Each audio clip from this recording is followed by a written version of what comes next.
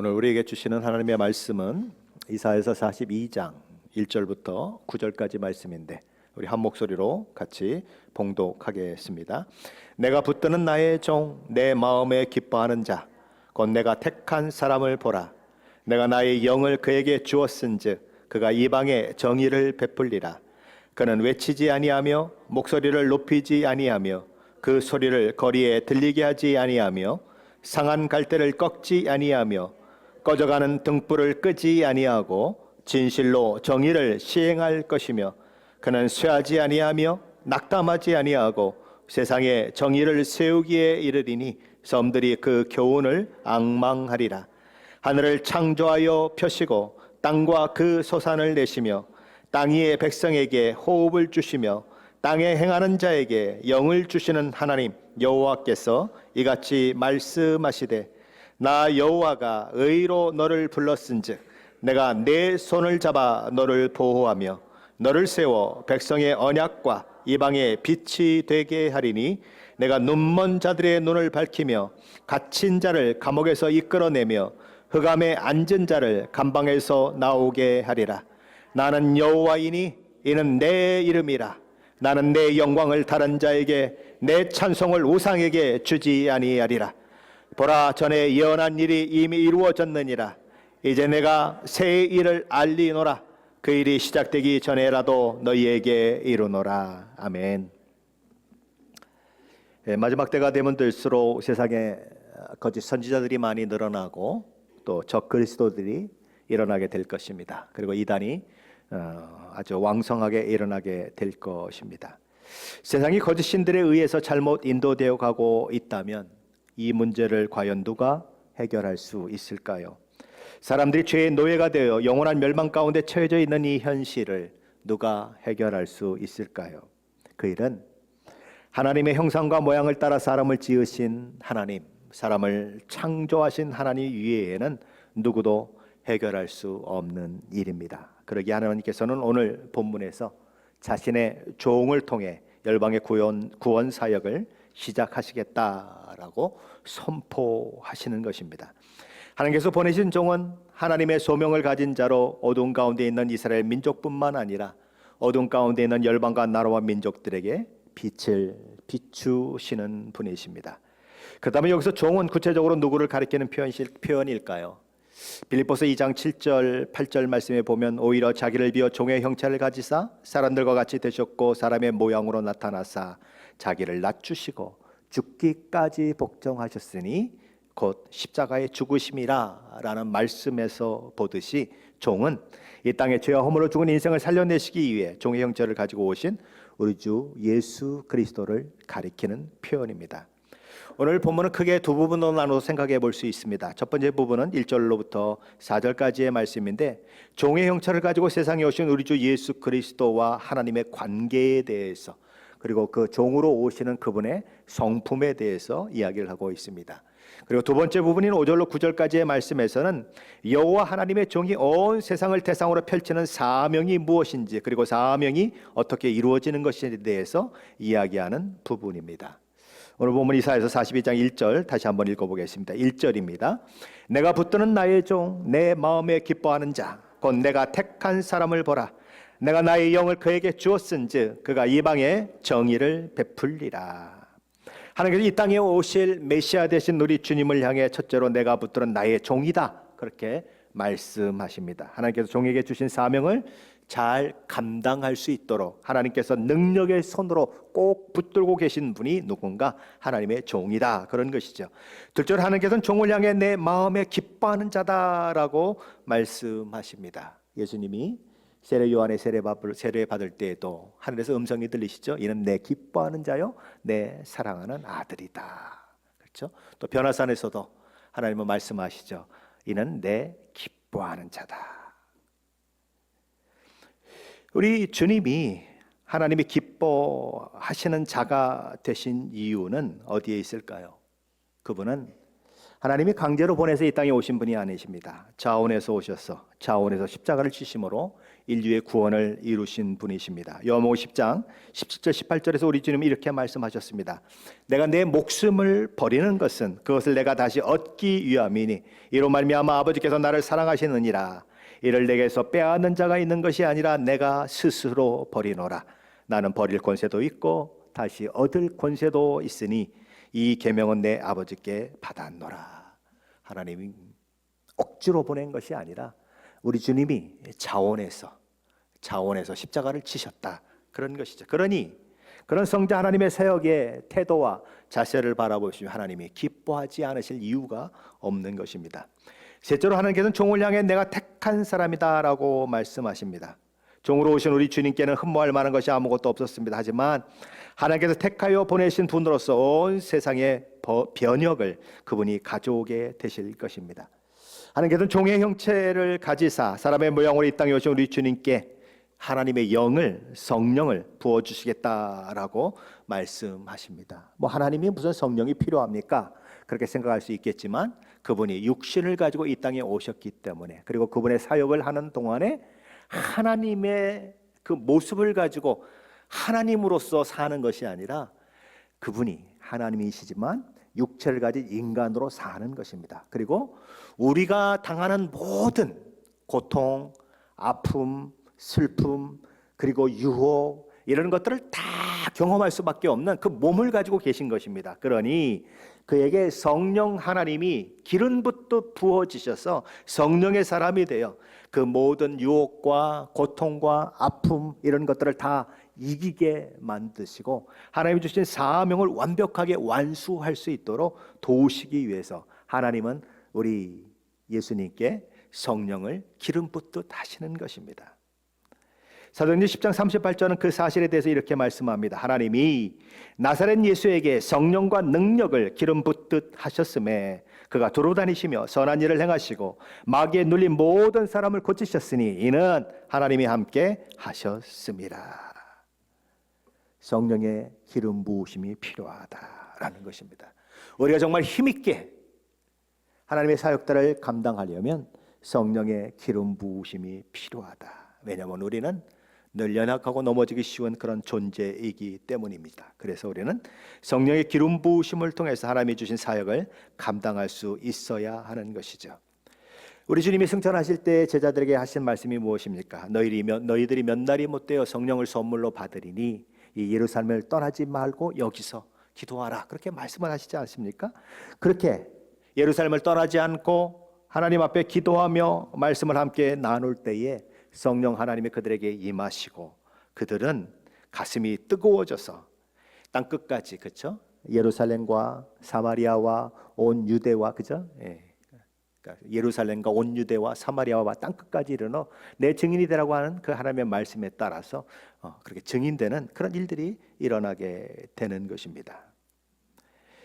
그렇다면 하나님께서 성령을 종된 우리 주님께 부어주심으로 인하여 우리 주님이 하시게 되는 일은 무엇일까요? 1절 하반전이 이렇게 말씀합니다. 그가 이방에 정의를 베풀리라. 그가 이방에 공의를 베풀리라. 그런 말씀입니다. 이 말은 공의로 다스린다는 말이 아니고 공의가 적용되게 하신다는 말입니다. 첫째로 하나님의 말씀을 세상에 선포함으로써 여호와만이 유일한 하나님이라는 사실을 선포하는 것, 그것이 바로 공의를 베푸는 것입니다. 둘째로 그렇게 해서 하나님을 알지 못하는 자들에게 참 하나님을 전하여 그들로 하여금 더 이상 거짓 신들에게 넘어가지 않도록 하는 것이 공의가 펼쳐지게 하는 것입니다. 셋째로 그들에게 이스라엘 하나님 여호와를 자신들의 신으로 섬길 수 있도록 기회를 주는 것이 또한 공의를 행하는 것 중에 하나입니다. 종의 형체를 가지고 이 땅에 오신 우리 주님이 하시는 일이 바로 그런 일이었죠. 그분은 이 땅에 오셔서 십자가로 구원의 길을 열어 놓으셨습니다. 누구든지 예수 믿으면 멸망하지 않고 하나님의 자녀가 되는 그런 영광을 누리게 만드셨습니다. 그렇다면 그 주님께서는 당시에 주어진 사명을 어떻게 감당하셨을까요? 어떤 자세와 어떤 태도로 감당하셨을까요? 우리 주님의 첫 번째 사역의 특징은 겸손함입니다. 우리 2절인데 한번 같이 읽어보겠습니다. 2절입니다. 그는 외치지 아니하며 목소리를 높이지 아니하며 그 소리를 거리에 들리게 하지 아니하며. 우리의 주님의 사역이 어떠했는가? 우리 주님을 알리는 데에는 관심이 없고 매우 겸손하게 자신을 알리지 않으시며 그분이 사역을 감당했다라는 것이죠. 사도행전 마태복음 8장에 보면 나병 환자를 고치시는 우리 주님의 사건이 기록되고 있습니다. 그의 나병을 깨끗하게 하신 우리 주님은 4절에서 이렇게 말씀하십니다. 삼가 아무에게도 이르지 말고 다만 가서 제사장에게 내 몸을 보이라. 예수님이 그에게 나병을 낫게 했다는 그 사실을 아무에게도 말하지 말라. 마태복음 9장에서는 두 맹인을 고치신 후에 이렇게 말씀하셨습니다. 삼가 아무에게도 알리지 말라. 내가 너에게 이런 일을 했다고 알리지 말아라. 요한복음 6장에서 오병이어의 기적을 행하신 주님이 있으시죠. 그래서 사람들이 그 주님을 붙들어서 임금을 삼으려고 하니까 우리 주님이 조용히 혼자 산으로 떠나가셨다라고 기록하는 그런 말씀이 있습니다. 요한복음 6장 15절이죠. 그러므로 예수께서 그들이 와서 자기를 억지로 붙들어 임금으로 삼으려는 줄 아시고 다시 혼자 산으로 떠나가시니라. 우리 과거에 요즘은 자기 PR 시대라고 하는 말을 많이 했었죠. 그런데 우리 주님은 자기 PR에 열을 올리시지 않으셨다. 오죽하면 동생들이 그게 너무 답답해서 자기를 드러내기 원하신다는 그런 분이 자기를 드러내기를 원하신다면 어찌 여기 이렇게 있느냐고 예루살렘에 올라가서 자기를 드러내라고까지 그렇게 얘기하게 되는 것이죠. 메시지 성경은 2절을 이렇게 번역을 했습니다. 그는 일장연설이나 화려한 행사로 자기 일을 과시하지 않을 것이다. 예수님의 사역이 그랬다라는 것입니다. 그러니 저와 여러분의 사역도 그래야 한다라는 것입니다. 유명해지는 것하고는 상관없어야 하는 것입니다. 그것은 목사도 마찬가지인 것이죠. 저와 여러분은 자기 일을 피할 못해서 안절부절하는 그런 일은 없어야 할 것입니다. 우리 주님의 사역의 두 번째 특징은 긍휼과 자비가 그분의 사역의 기본이셨다는 것입니다. 오늘 보면 3절 말씀인데 한번 같이 읽어봅니다. 3절입니다. 상한 갈대를 꺾지 아니하며 꺼져가는 등불을 끄지 아니하고 진실로 정의를 시행할 것이며. 여기 상한 갈대라는 표현 그리고 꺼져가는 등불이라는 표현은 아무짝에도 쓸모없게 된 사람을 상징하는 표현입니다. 이 상한 갈대다라고 하는 말은 산산조각난 갈대, 깨트려진 갈대를 말합니다. 도무지 쓸 수 없게 된 갈대를 말하는 것입니다. 물론 여기서의 이 갈대는 우리가 이렇게 보통 미국이나 한국에서 봤던 그런 갈대하고는 조금 종류가 다른 갈대입니다. 거의 대나무과에 속할 정도로 이렇게 아주 이 마디가 굵은 그런 갈대입니다. 그런 갈대라고 하더라도 산산이 부서졌으면 그렇죠? 아무 쓸모가 없는 거죠. 자, 그리고 꺼져가는 등불이 있습니다. 등불은 왜 꺼져가겠습니까? 기름이 없어서 꺼져가는 거죠. 여러분이 등불을 켰을 때 기름이 없어서 꺼져가면 어떻게 합니까? 뚜껑을 덮어서, 그렇죠? 옛날에 등잔 같은 거 보면 뚜껑을 덮어서 그 심지를 끄죠. 그렇죠? 왜 끕니까? 기름이 없는데 계속 놔두면 심지만 타버려요. 그래서 나중에 기름을 넣어도 심지가 없어서 등불을 못 쓰게 되는 거죠. 그러니까 꺼져가는 등불이면 꺼버리는 것이 주인의 재산을 더 유지하는데 도움이 되는 것입니다. 그런데 우리 주님은 그것을 끄지 않는 분이시다. 그렇게 얘기하는 것이죠. 회복시키시고 새롭게 하시는 분이시다. 성령의 기름을 부으셔서 꺼져가는 등불이 활활 타오르게 하시는 그런 분이시다. 새롭게 하시는 분이시다. 우리 주님은 예수님을 3번이나 부인했던 베드로, 마지막은 저주하면서까지 부인했던 베드로, 그래서 갈릴리 바다로 고기 잡으러 갔던 베드로를 찾아가시죠. 그리고 그를 회복시키십니다.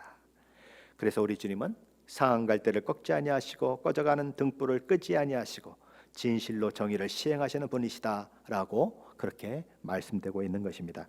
여기 진실이라고 하는 이 히브리어 단어는 진리라는 말입니다. 어떻게 상한 갈대의 회복이 일어나고 꺼져가는 등불의 회복이 일어나는가? 진리로 정의를 시행하시는 우리 주님으로 말미암아 일어난다라는 것입니다. 십자가라고 하는 진리 앞에 녹아진 자는 새롭게 되는 것입니다. 새로운 피조물이 되는 것이죠. 우리 주님의 복음의 진리로 상한 갈대가 회복되고 꺼져가는 등불이 회복되어 다시 타오르게 되는 것입니다. 예수님의 고소할 조건을 찾기 위해서 서기관과 바리새인들이 가늠하다가 현장에서 잡힌 여인을 끌고 오죠. 그래서 이렇게 얘기합니다. 모세는 율법에 이런 여자를 돌로 치라 명하였거니와 선생은 어떻게 말하겠나이까. 함정입니다. 그렇죠? 왜냐하면 유대인들에게는 피지배계급인 유대인들에게는 사람을 죽일 권한이 없습니다. 그러므로 죽여라 그러고 얘기하면 로마법에 어긋나는 것이고, 죽이지 말라라고 말하면 율법에 어긋나는 것입니다. 왜냐하면 율법은 가늠한 여인을 돌로 쳐 죽이라고 말씀하고 있기 때문이죠.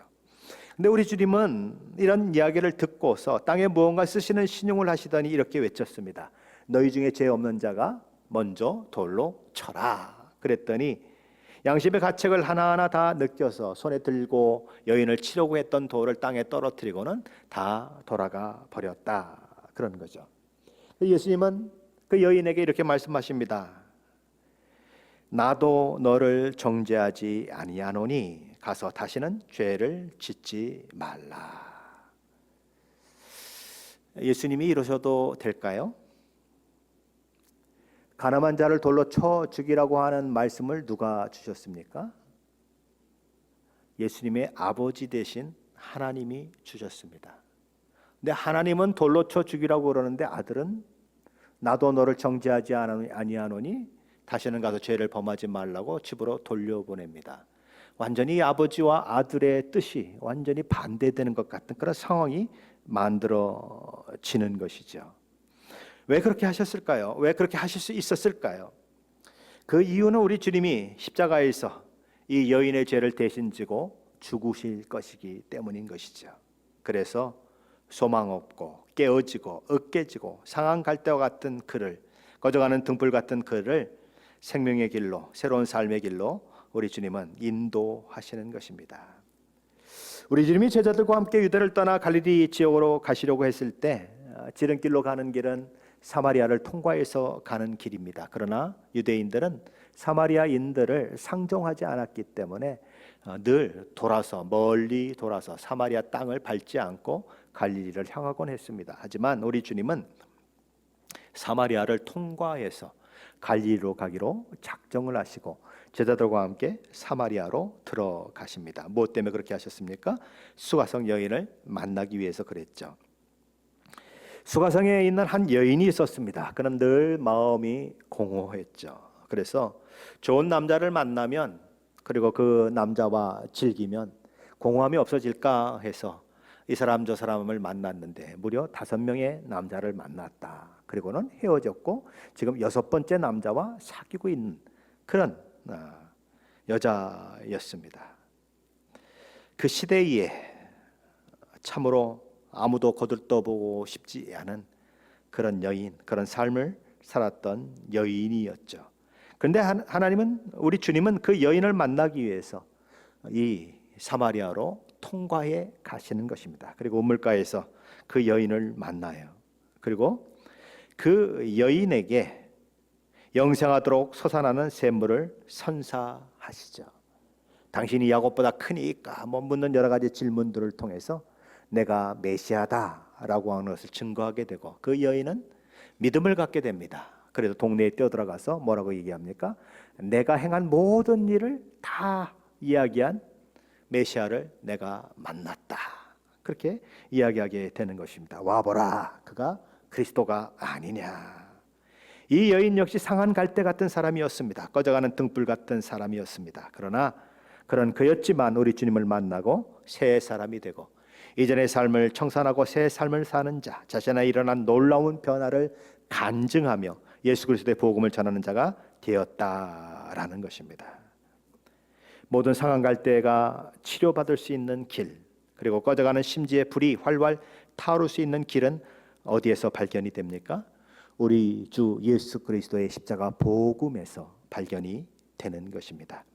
우리 주님의 사역의 세 번째 특징은 우리 하나님의 그분께 주신 사명을 감당하게 함에 있어서 결코 지치거나 포기하지 않으시는 분이셨다라는 것입니다. 오늘 보면 4절인데 한번 같이 읽어보겠습니다. 4절입니다. 그는 쇠하지 아니하며 낙담하지 아니하고 세상에 정의를 세우기 이르리니 섬들이 그 교훈을 앙망하리라. 왜 그는 쇠하지 아니한다는 말이 여기 있을까요? 왜 그분은 낙담하지 않는다는 말이 여기 있을까요? 그 이야기는 반대로 해석을 한다면, 반대로 생각을 한다면 우리 주님의 사역이 쉽지 않은 사역이었다라는 것입니다. 힘들고 낙심할 수 있고 포기하고 싶은 마음이 들 만큼 쉽지 않은 사역이었지만 우리 주님은 그 사역을 지속적으로 끊임없이 인내하며 그렇게 감당하셨다라는 것입니다. 우리는 종종 하나님이 사명을 주시면 그 일을 감당하는 것이 쉬울 것이라고 하는 착각을 하곤 합니다. 하나님께서 사명을 주셨으니 감당할 능력도 주실 것이고 그러면 어려운 일이 뭐가 있겠어? 그렇게 생각하는 거죠. 하지만 주님의 사역은 결코 쉽지 않았습니다. 하나님께서 그 사역을 잘 감당하도록 성령을 기름 붓듯 하셨지만 그럼에도 불구하고 우리 주님의 사역은 그야말로 참고 인내하며 견뎌야 하는 고통과 어려움이 따르는 사역이었습니다.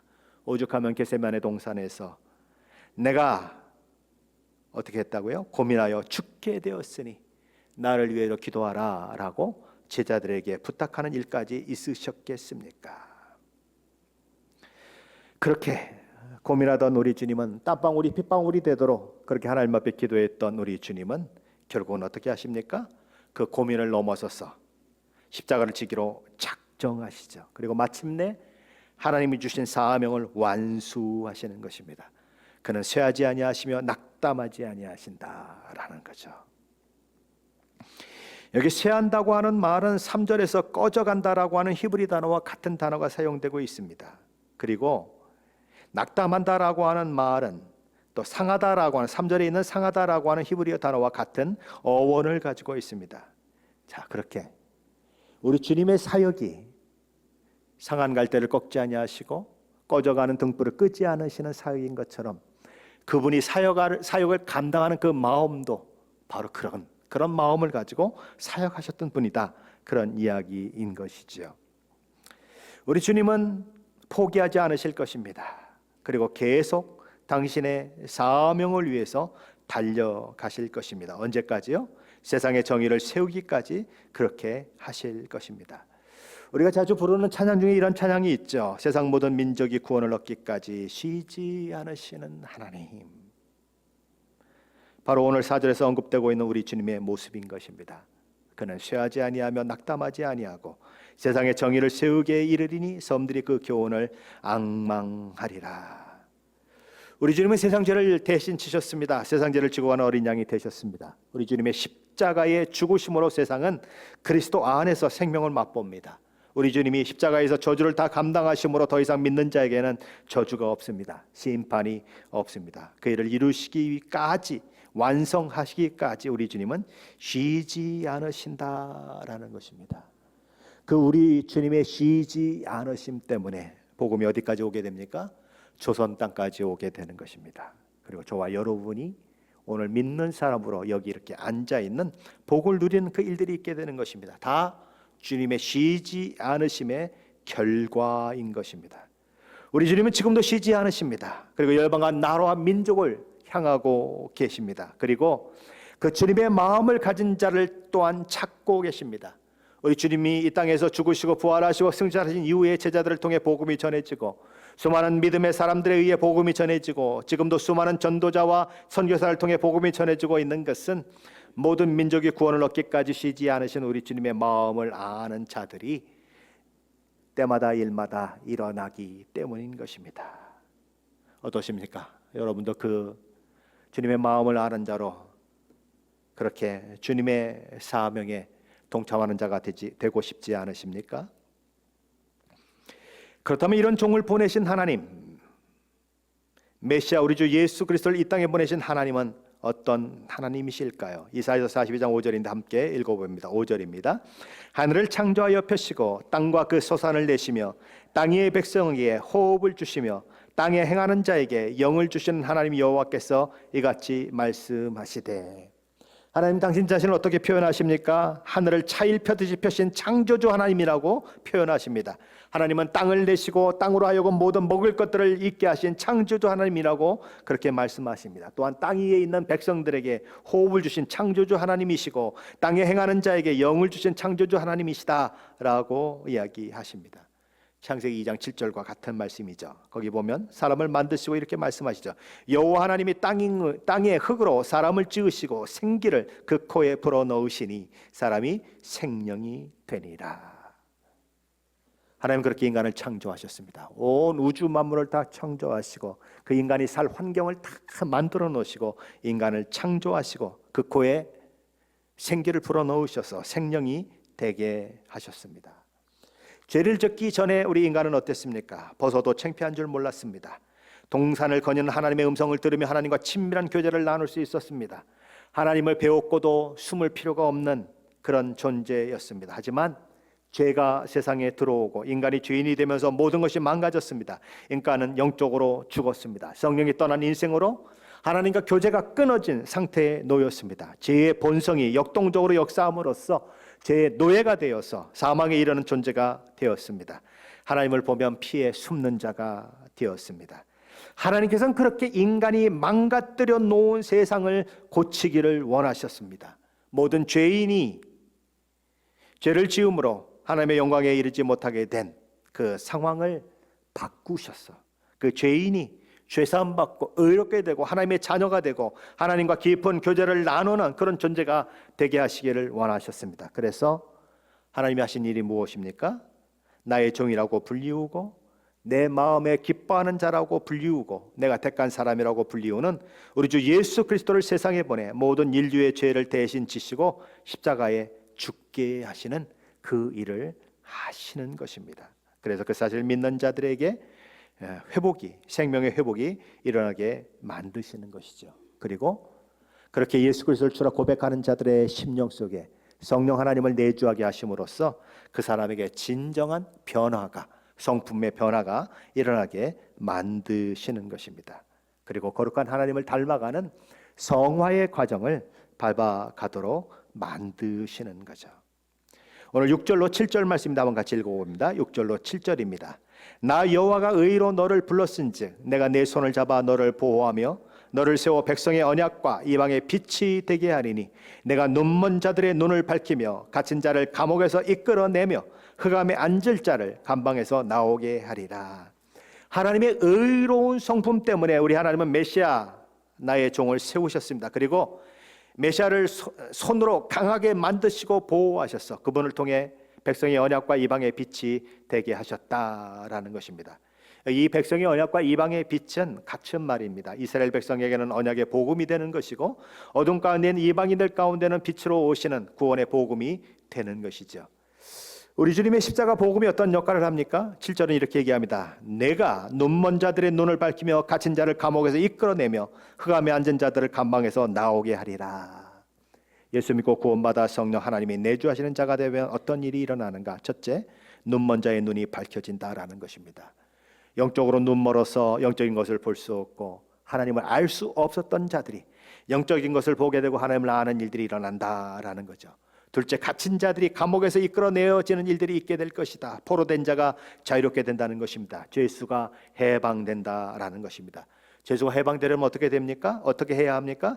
그 죄에 대한 대가가 치루어져야 하죠. 우리 주님이 십자가에서 그 죄를 다 치루어 주심으로 죄수가 감옥에서 나오는 일들이 있게 될 것이다. 그래서 사탄의 종 노릇하는 자들이 해방되고 죄와 사망의 묶임으로부터 벗어나는 일들이 있을 것이다. 셋째는 뭡니까? 흑암에 앉은 자들이 감방에서 나오게 하는 일이 있게 될 것이다. 우리 주님은 어둠의 속박과 억압 가운데 앉아 있는 자들을 해방하신다라는 것입니다. 그렇다면 하나님이 이 모든 일을 하시는 이유는 어디에 있을까요? 8절인데 한번 같이 읽어봅니다. 8절입니다. 나는 여호와니 이는 내 이름이라. 나는 내 영광을 다른 자에게 내 찬송을 우상에게 주지 아니하리라. 하나님께서는 나는 여호와이니라 라고 선포합니다. 여호와는 나의 이름이다 라고 선포하십니다. 그가 누구십니까? 온 우주 만물을 창조하신 분이시고 찬양과 경배를 받으시기 위해서 인간을 창조하신 분이십니다. 그런 목적과 창조의 그런 목적과 달리 인간들이 하나님 외에 다른 것들에게 영광을 돌리고 우상들에게 찬송을 돌리는 것은 하나님이 원하시는 것도 아니시고 하나님이 계획하신 것도 아닌 것입니다. 그래서 하나님은 그 일을 바로잡겠다라고 말씀하시는 것이죠. 나는 내 영광을 다른 자에게 주지 않겠다. 나는 내 찬송을 우상에게 주지 않겠다. 이런 하나님의 의지, 이런 하나님의 열심이 독생자 아들 예수 그리스도를 세상에 보내시는 그 일을 만들어내시는 것입니다. 하나님께 돌릴 영광을 다른 자가 취하는 것을 원하지 않으시는 우리 하나님은 하나님을 향해 드려져야 할 찬송이 우상에게 행해지는 것을 원하지 않으셨던 우리 하나님은 지금도 쉬지 않으시고 마땅히 하나님께 돌려져야 할 영광이, 마땅히 하나님께 돌려져야 할 찬송이 하나님께만 돌려지게 하는 그 일을 위해서 수많은 영혼들을 부르시고 계신 것입니다. 나는 내 영광을 다른 자에게, 내 찬송을 우상에게 주기를 원하지 않는다. 그래서 내가 내 아들 예수 그리스도를 너희를 위하여 보냈지 않니? 그 아들이 2000년 전에 와서 그렇게 십자가에 죽고 부활 승천함으로 너희의 구원이 완성되었지 않니?